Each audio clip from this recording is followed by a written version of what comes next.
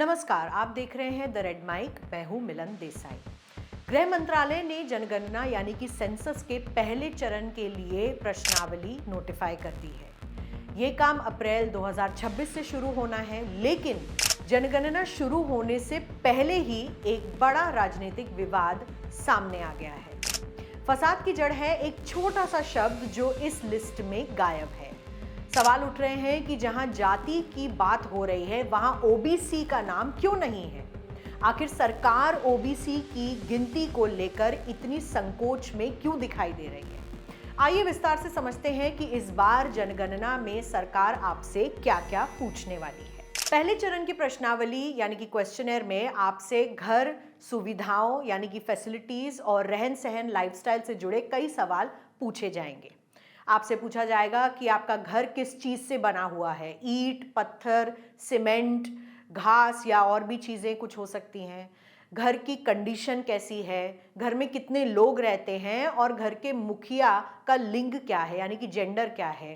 घर आपका है या किराए का है, पीने का पानी आता है या नहीं, पानी का जरिया क्या है, पानी घर के अंदर आता है या बाहर से लाना पड़ता है, घर में टॉयलेट है या नहीं, अगर नहीं है तो कहाँ पर शौचालय है, और अगर है तो किस टाइप का टॉयलेट बना हुआ है, वेस्टर्न है या इंडियन है। गंदे पानी की निकासी यानी कि ड्रेनेज की क्या व्यवस्था है, रसोई में एलपीजी या पीएनजी कनेक्शन, और आप खाना किस तरीके से पकाते हैं, खाना पकाने में सबसे ज़्यादा किस ईंधन का इस्तेमाल करते हैं। ये सारे सवाल पूछे जाएंगे। इसके अलावा आपसे डिजिटल और लाइफस्टाइल से जुड़े हुए सवाल भी पूछे जाएंगे। क्या घर में टीवी, रेडियो, कंप्यूटर, लैपटॉप है या नहीं, इंटरनेट कनेक्शन है या नहीं, स्मार्टफोन की सुविधा है या नहीं, सवारी के लिए साइकिल, स्कूटर, कार, जीप क्या क्या इस्तेमाल करते हैं आप। ये भी सवाल पूछा जाएगा कि आपके खान पान को लेकर जैसे आप मुख्य अनाज कौन सा खाते हैं, गेहूं खाते हैं या चावल खाते हैं घर में। तो कुल मिला के ऐसे 33 यानी कि 33 प्रश्न लिस्ट में शामिल किए जाएंगे। अब आते हैं उस विवादित हिस्से पर। सवाल नंबर 12 पर एक कॉलम है जाति या जनजाति की स्थिति, लेकिन इसमें विकल्प यानी कि ऑप्शंस में सिर्फ आपको अनुसूचित जाति यानी कि एससी, अनुसूचित जनजाति यानी कि एसटी और अन्य दिखाई देगा, या कोई जाति नहीं।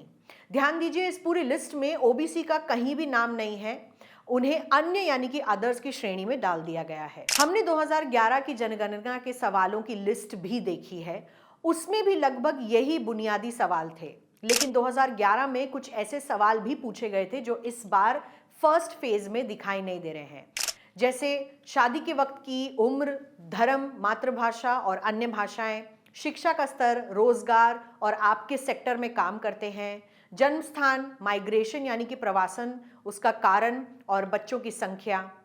हालांकि 2011 में जाति वाले कॉलम में सिर्फ एससी और एसटी यानी कि अनुसूचित जाति और अनुसूचित जनजाति ही थे, ओबीसी नहीं था।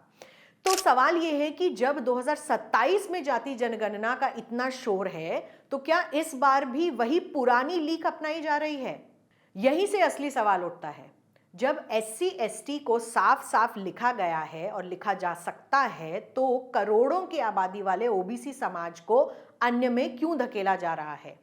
ये सवाल इसलिए जरूरी है क्योंकि ओबीसी भारत के आरक्षण व्यवस्था का एक बहुत ही बड़ा और अहम हिस्सा बन चुका है।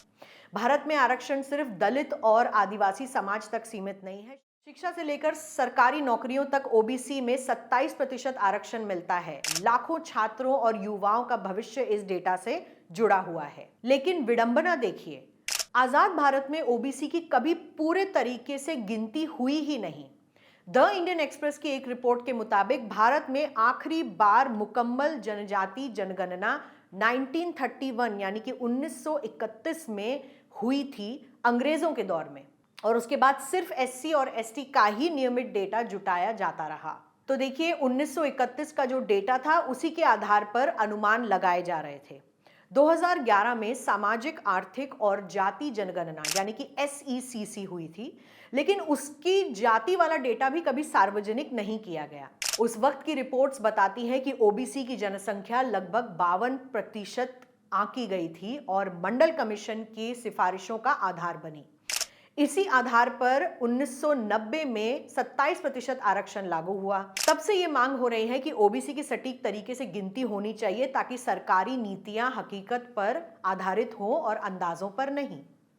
जब सरकार ने कहा था कि इस बार जनगणना में जाति का पहलू होगा तो लोगों को लगा कि ओबीसी की तस्वीर अब साफ होती दिखाई देगी, लेकिन फर्स्ट फेज के फॉर्म में उम्मीदों पर पानी फेर दिया है। राजनीतिक विश्लेषक योगेंद्र यादव ने इस पर कड़ा सवाल उठाया है। उनका तर्क है कि पहला चरण सिर्फ मकानों की गिनती नहीं होती, यहां पर हाउस लिस्ट होती है और पूरा सिस्टम तैयार होता है।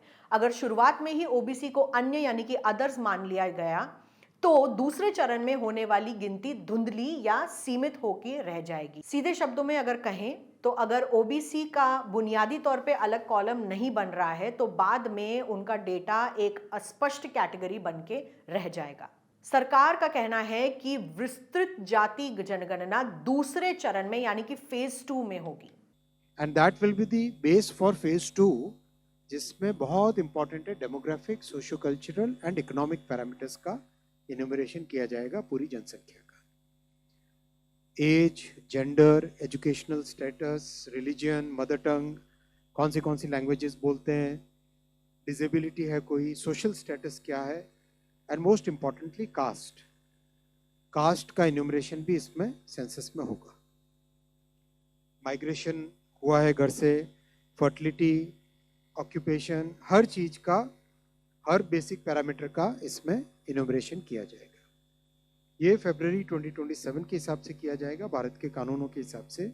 लेकिन विपक्ष इस दलील को मानने को तैयार नहीं है। समाजवादी पार्टी के अध्यक्ष अखिलेश यादव ने कहा है कि लोगों को लग रहा है कि जाति जनगणना के नाम पर उनके साथ धोखा हो रहा है। वहीं कांग्रेस नेता और नेता प्रतिपक्ष राहुल गांधी लगातार कह रहे हैं कि बिना सटीक डेटा के देश में हक और हिस्सेदारी की जो बहस है वो बेबुनियाद है। ये मुद्दा इतना बड़ा क्यों है? क्योंकि जाति जनगणना सिर्फ नंबरों का खेल नहीं है, इसका सीधा असर पड़ेगा आरक्षण के मौजूदा नीतियों पर, ओबीसी के अंदर उपवर्गीकरण यानी कि सब कैटेगराइजेशन की मांग पर, और जाहिर है आने वाले चुनाव के वोट बैंक पर। अगर नया डेटा आया तो सत्ता का समीकरण और सत्ता की नीतियां दोनों में बदलाव आ सकता है।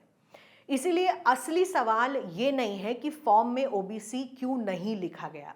सवाल ये है कि क्या भारत की व्यवस्था सच में जाति की गिनती कराना चाहती है या सिर्फ राजनीतिक दबाव को मैनेज करना चाह रही है।